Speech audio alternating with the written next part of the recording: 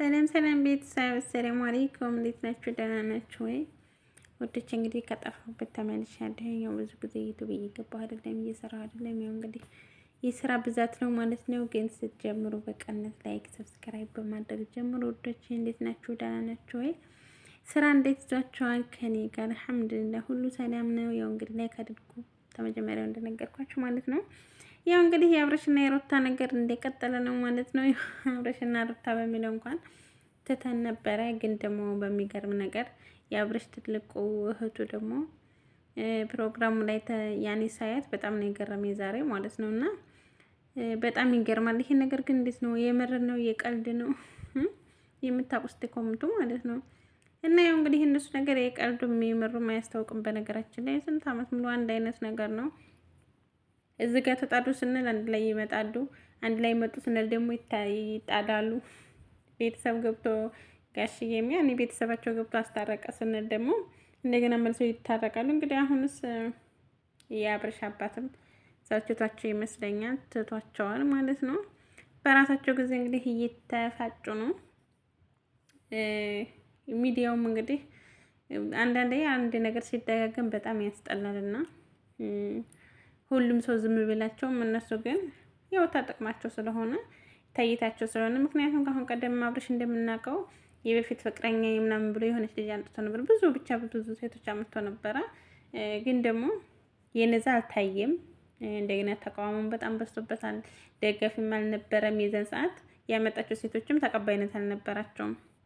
ያው እሱ የሚፈልገው ተቀባይነት ያለውን ነገር መቀጠል ነው እስከ መጨረሻው። እና እንግዲህ እዚችኛው ጋር ሲመጣ ግን እንደአጋጣሚ ሆኖ ተቀባይነት አገኙ። ያው እንደወረታና እንዳብረሽ የማዳም ቅመሞች አለ አይደለ? ያው እኛም እየተደበርንባቸው ነው። በነገራችን ላይ ስራችን እየሰራን እነሱም እየተደበርንባቸው ነው ይላሉ። እኛም እነሱ ላይ እየተደበርን ነው እንግዲህ፣ ምክንያቱም ስራችን እየሰራን ነው። እና እኔ የገረመኝ ደግሞ የእህትየዋ ነው ማለት ነው። እና እንግዲህ በመሀል ገብታ እሱንም እየመከረች ነበር፣ ይሄን ይመስላል ማለት ነበረ። አሁን ደግሞ አብረሽ ባጠፋ ላይ እንግዲህ ትክክል ነው ብላ አብራ እንግዲህ ቀለበቱ ፕሮግራም ላይ ሳይት በጣም ነው የገረመው ማለት ነው። እና ያው አብረሽ እንግዲህ ምንም ነገር ያደርጋል። በፊት ያው አድናቂ ምናምን ገና ወደ ሚዲያው ሲመጡ አድናቂ ያከብሩ ነበረ።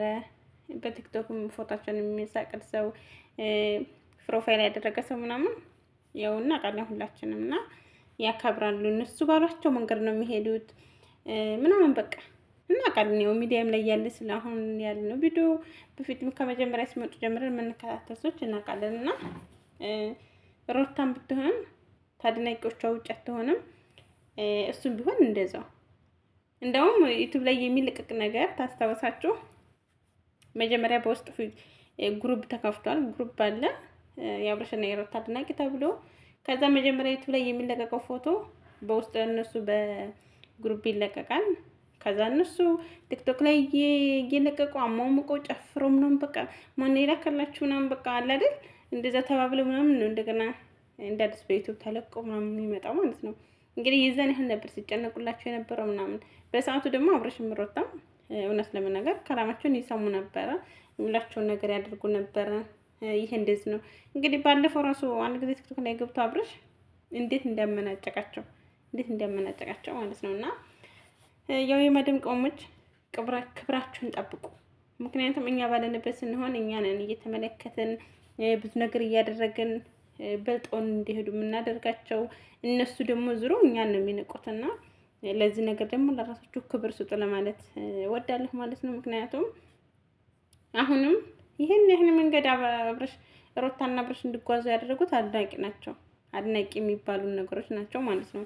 ምክንያቱም የሄርሜላን ፎቶና የአብረሽን ፎቶ ፕሮፋይል እያደረጉ ቲክቶክ ላይ ምናምን በቃ ብዙ ነገር ማለት ነው። እና እንደዚህ እያደረጋችሁ ሰው ባታጋጩ፣ እንደገና ደግሞ ቢያንስ ሊለያዩ እንኳን ያልሞከሩትን ነገር እናንተ በመገፋፋት እነሱ ብዙ እርምጃ እንዲራመዱ ብዙ ስህተቶችን እንዲሰሩ ባታደርጉ መልካም ነው እላለሁ በዚሁ አጋጣሚ ማለት ነው። እና እነሱ እንዲጣሉ ሰበብ አትሁኑ፣ እንዲታረቁ ነው እንጂ ሰበብ መሆን ያለባችሁ ለማለት ያክል ነው። እና እኛን የማዳም ቆሞችማ እንግዲህ ዩቲዩብ ተከፈትን ስንት ጊዜያችን ነው? የኛ ላይክ አታደርጉም፣ ሸር አታደርጉም፣ ኮሜንት አታደርጉም። ለምን የሚጃጃል ሰው የሆነ ነገር በቃ አይደለ? እውነቱ እኮ ነው። የሆነ ልጅ አለና አረብ ሀገር ላይ ያን ልጆች ሰው ቤት ስለሚሰሩ ፍቅር ስለሚናፍቃቸው የሆነ ነገር ስለሚናፍቃቸው እንደዚህ አይነት አክተር የሚሰራላቸው ነው የሚወዱት አለ የሆነ ልጅ እንዴት ተናዱ ማለት ነው። ምክንያቱም እውነተኛ ነገር የሚሰራ ወይም ደግሞ ያለበትን ነገር በቃ አይደል ለማደግ የሚጓጓ እንደዚህ አይነት ነገር የሚሰራ ሰው አታበረታቱም። ማንኛችንም ብንሆን ማለት ነው። ለምን እንደዚህ ውሸትም እየተናገሩ የሚያስቅ ቦታ ወይም ደግሞ በቃ አይደል የሚያዝናና ቦታ የሆነ ነገር ብቻ የምትፈልጉት የምንፈልገውና እውነተኛ የሚናገር ሰው ትምህርት ያለበት ቦታ ላይ አንገኝም አብዛኞቻችን እና ግን ከአሁን በኋላ ላለው ሁላችንም ትምህርት ብንወስድ ጥሩ ነው። እና ወዶች እንግዲህ እኛንም የመደም ቆሞች አበረታቱን ማለት ነው። እንደዚህ መበረታታት ስበስ ነገር ቢኖር ሀገር የሚገባ ሰው መልሶ አይሰደድም ነበር። ለምን ከዛ ሀገር የገባ ሰው እንደዚህ ዩቲዩብ ሲከፍት የሆነ ነገር ሲያደርግ ብናበረታታው መልሶ የሚሰደድ ሰው የለም። ስበሳችን ብንበረታታኝ አረብ ሀገር ያለነው ራሱ ለስበሳችን በቂ ነን እና ግን ስበሳችን አንበረታታም። ሆነ ስለመናገር ለምን እንደሆነ አላውቅም። ያው እንደነዚህ አብርሽ በነገራችን ላይ ያኔ ትክክል እየሰሩ አይደለም። ሮታም ቢሆን እሱም እንደዚህ ያህል ርቀት ሰው ማሙኘት ሰው ማታለል ምናምን ይሄ እውቀት አይደለም። ግን ቢሆንም ደግሞ ኑሯቸውን እየኖሩ ነው። ፈታ ዘና ብለው ማታ አብረው እያደሩ ጧት ሌላ አይነት ነገር እየሰሩ ኑሯቸውን እየኖሩ ነው። እኛ ብንነቅፋቸውም እኛ ያስጠላችሁ ሚዲያ ላይ ያበዛችሁት ምናምን ብንላቸውም እነሱ ላይፋቸውን እየኖሩ ነው። ብራቸውን እያገኙ ነው። ምክንያቱም ማንም ሰው ማንኛችንም የምንሰደደው በአንድ በኩል ስናስበው ለብር ነው። ለምን ከኢትዮጵያ ስንመጣ ምን አይነት ቤት እንደሚገጥመን የምናውቀው ነገር የለም። ምን አይነት ነገር ላይ እንደምንወድቅ የምናውቀው ነገር የለም። ግን በቃ አላማ ስላለን ብቻ ችግራችን ለመቅረፍ ነው ስንት ሀገር ለቀን የምንመጣውና ብር ለማግኘት ማለት ነው። እነሱ ደግሞ በራሳቸው አይዲያ በተወደዱበት ነገር ደግሞ እንዴት ሰርተው ራሳቸውን መቀየር እና እንቃወም ነው የእነሱ ነገር ይወጣ ያለ ነገር ሆነና ነው እንጂ ማለት ነው። እና ደግሞ ትላልቆቹ ሳይቀሩ እንደዚህ አብረው የሆነ ሲያቦኩ ምናምን ነገር በጣም ወዳይ የሚያስጠላው ነው የሚደብረው ማለት ነው። እና ታላቅ እህቱ ደግሞ እዛ ጋር ሳያት ምናምን በጣም ነው የገረመኝ። ለማንኛውም እንግዲህ ድራማው ተጠናቆ ሩታና አብርሽ ታርቀው እንግዲህ ሰላም ሆነው ልጃቸውን ያሳድጋሉ ብለን ተስፋ እናደርጋለን። ካልሆነም እንደዚሁ እኛም እየወጨቅን እነሱም እየተወጫጨቁ እየተላቀሱ ያው እንግዲህ ሚዲያውን ይሞሉታል ማለት ነው። እኛም እነሱን እየተከተልን አብረን እነሱም እኛን እንደ ጅል ያያሉ። እኛ ደግሞ ጅል አይደለም ስራችንን እየሰራን ነው የምንከታተላቸው በዚህ አጋጣሚ። ምክንያቱም ጅል ሰው ማለት በራሱ በነገራችን ላይ እንደዚህ አይነትም ሰው አይጠፋም እኮ።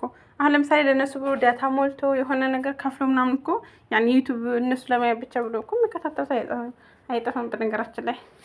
ብልጥ ሰው ደግሞ በማደማዊ ፋይ ይጠቀማል።